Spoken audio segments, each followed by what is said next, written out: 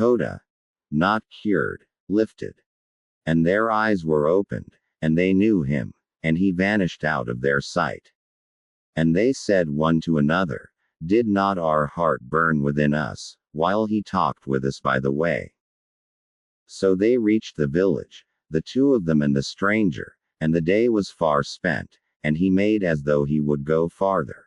He always makes as though he would go farther. He will not invite himself. You have learned this about him across 12 chapters, the God who makes room, who waits on consent even to heal, who has never once forced a door in your entire story. And they constrained him. Luke's word. They insisted, "Abide with us." And he went in to abide with them.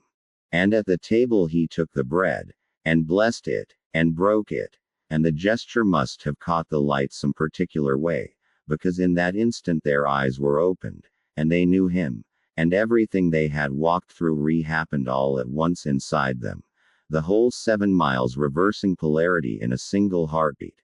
The catastrophe they had narrated to him was his. The scriptures he had opened were about him. The burning they could not explain had been recognition arriving early. Through the sealed door of their grief. And the stranger on the road had been the risen center of the story they thought had ended. He was there the whole time. That is the entire revelation. Not new information. The facts of Friday stood unrevised.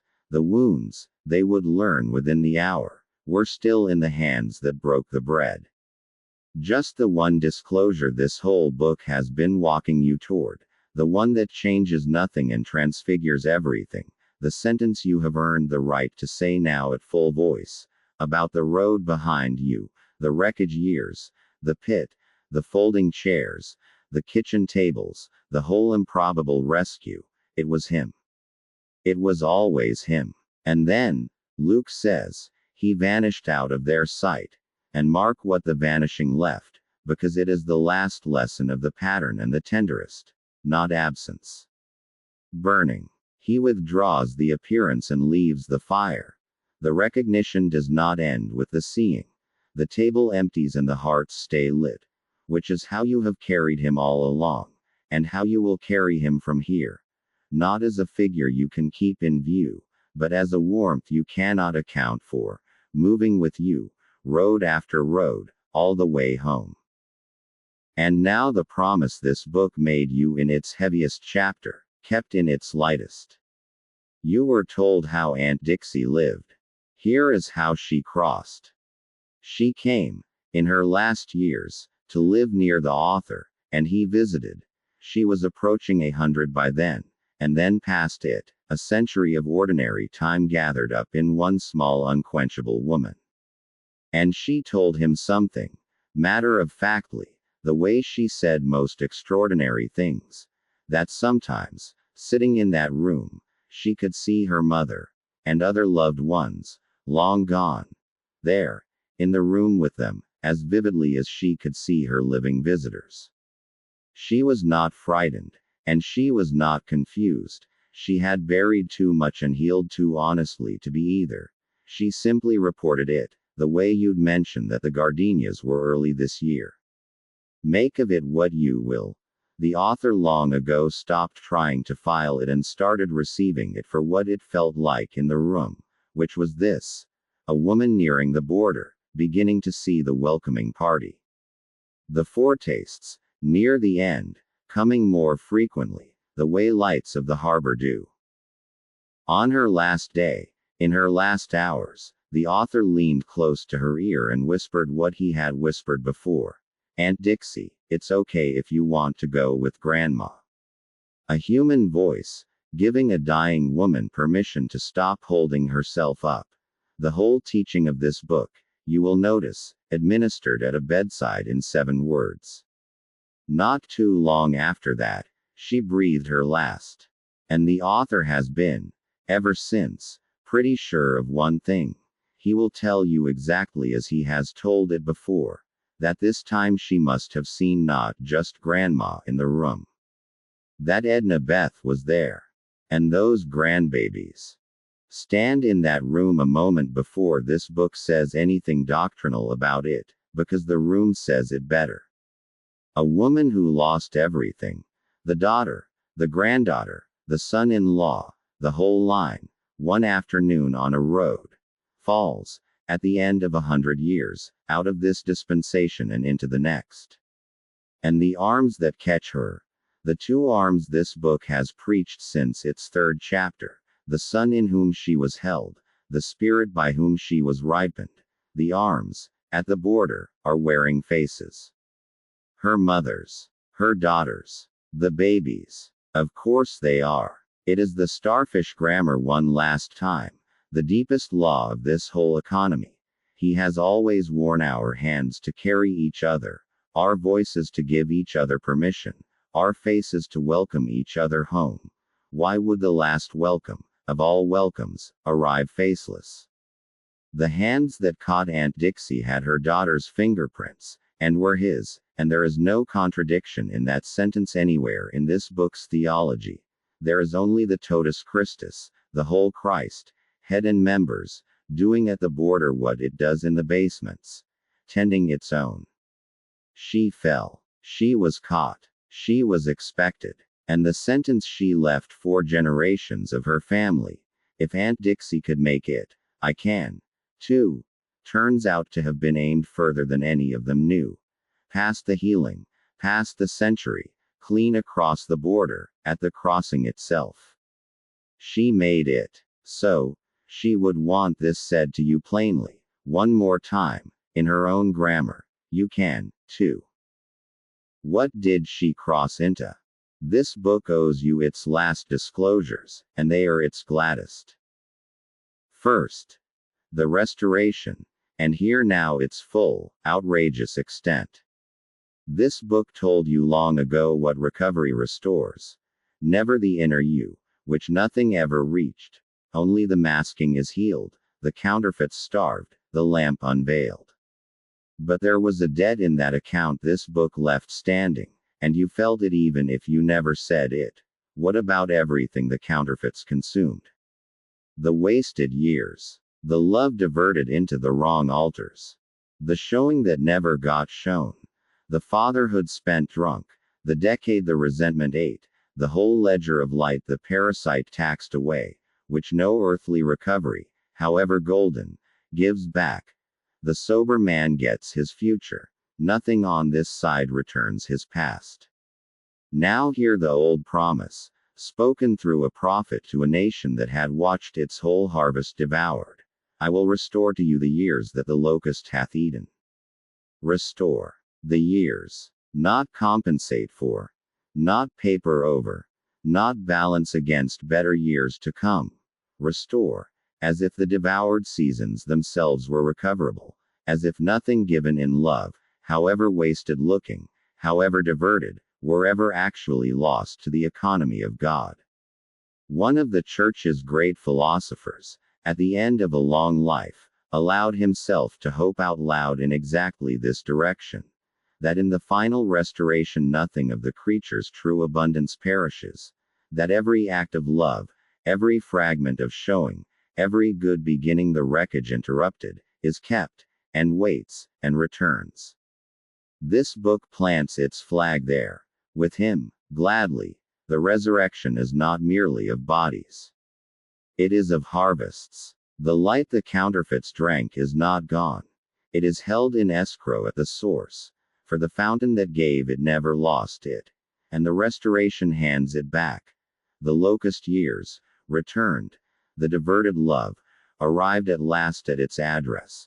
The whole ad extra abundance of you, gathered, healed, and delivered. Aunt Dixie did not cross into a heaven that had graciously agreed to overlook her losses.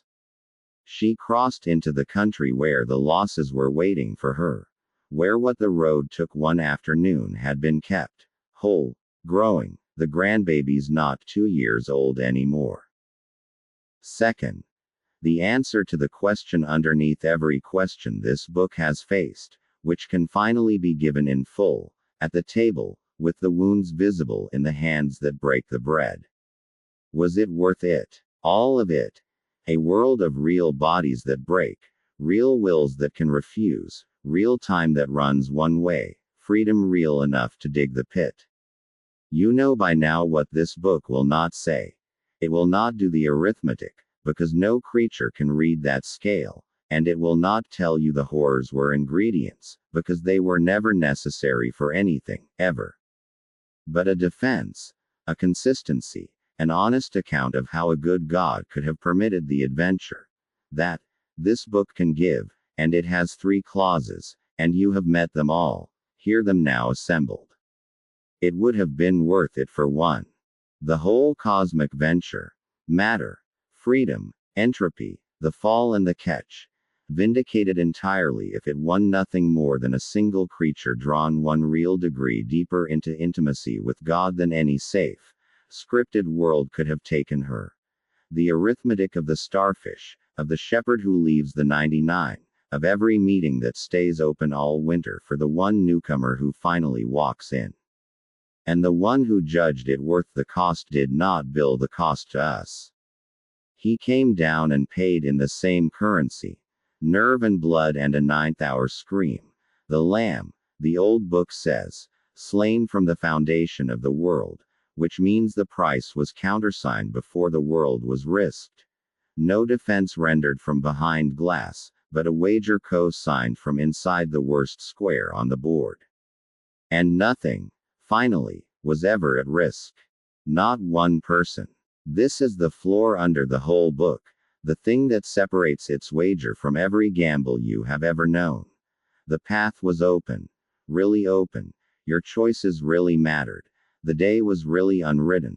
But the end was never in doubt, because the shepherd of this story does not run acceptable losses, and the arithmetic of the one cuts both ways. Worth it all for one, and not finished until the last one. The last starfish does not stay on the sand. The last sheep comes in on shoulders. The last seat at the table gets filled. This book's whole tradition stands in the long, stubborn, minority report hope of the church that all means all, and it is not embarrassed of the hope, and it will not trade it for a heaven with empty chairs. Everything wagered. Nothing riskable. Everyone home. That is the hand only God could hold. And you, whatever tonight looks like, however far the far country, you are in it. And third, what the home is. One last time, because the old pictures die hard. It is not a ladder. Not ranks of the blessed at ascending altitudes, doses of God distributed by seniority, your eternal seat assigned by your earthly average. You already know what it is. You have been attending the working model.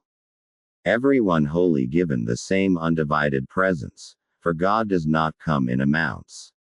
Each one showing that presence as no one else ever has or ever will.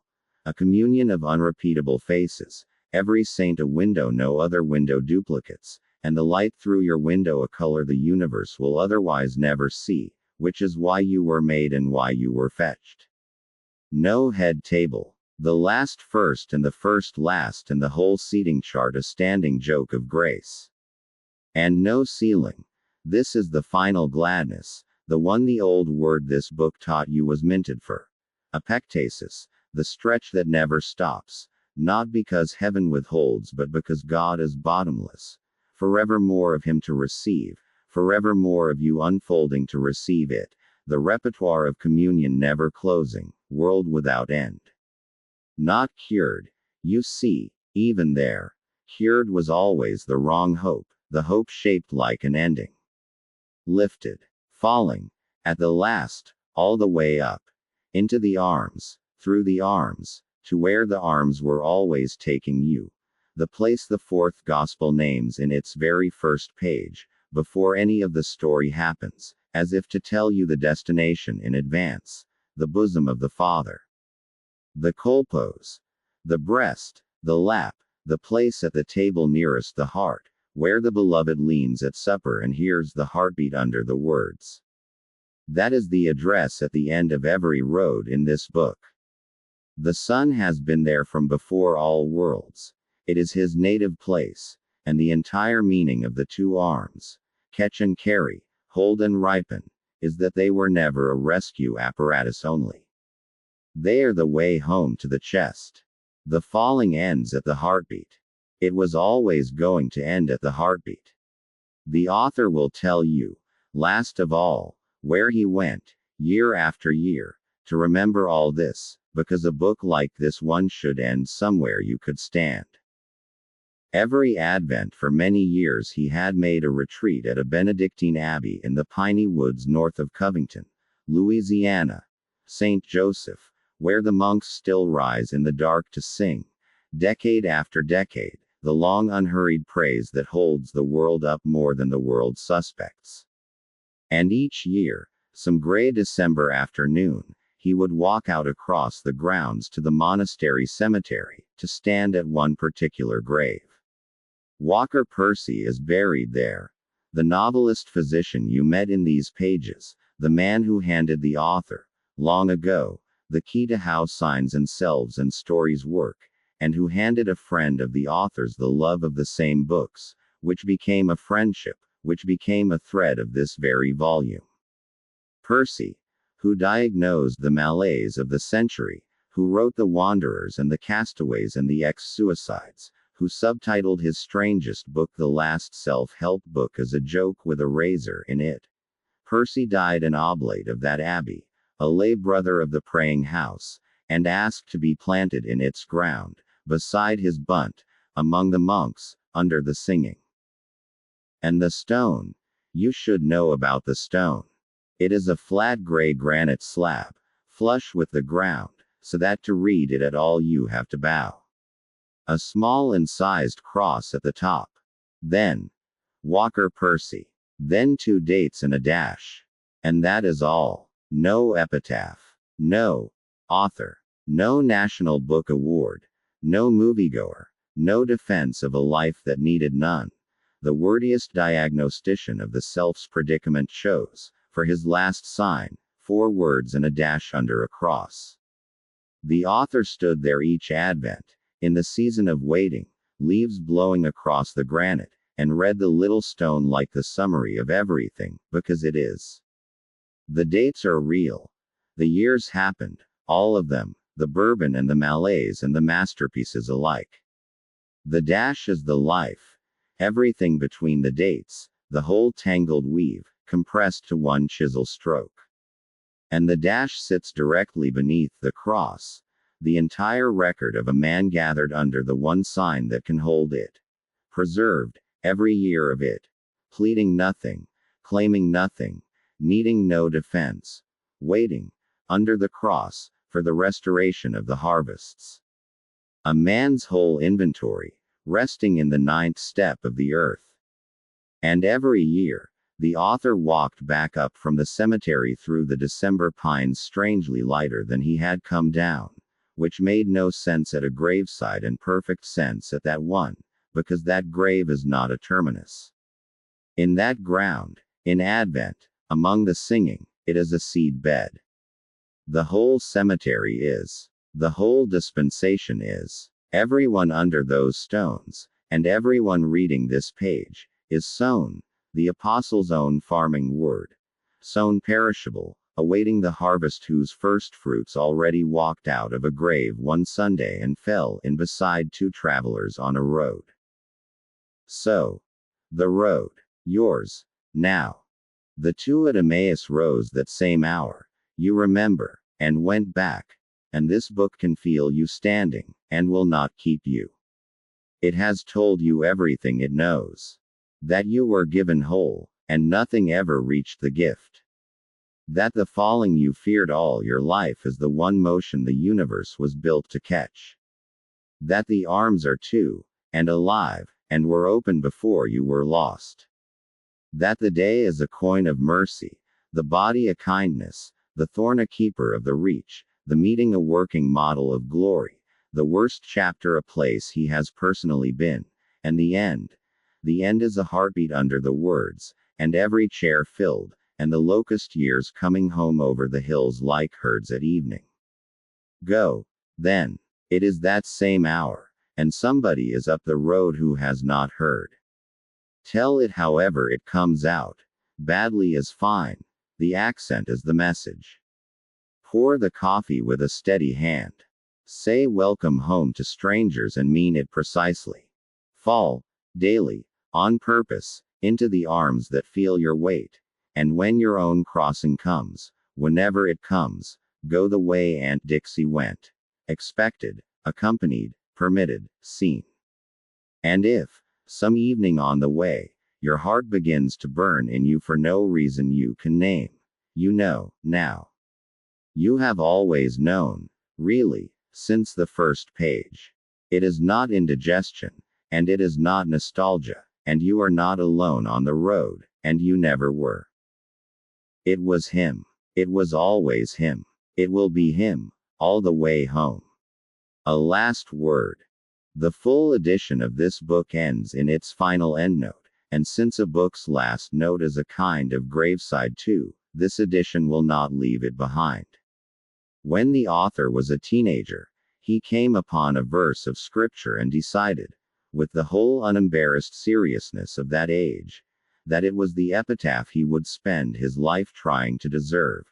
Luke 24:32. What he wanted, and what he has aspired to in everything he has written and spoken and observed and lived since, is that people who walked a while in his company might someday say to one another what the two travelers said. Did not our hearts burn within us, while he talked with us by the way, and while he opened to us the scriptures? This book is one more mile of that road. If your heart burned anywhere along it, the author asks you to notice, as he has spent 50 years learning to notice, that it was not the writing. It was the companion. It was him. It was always him.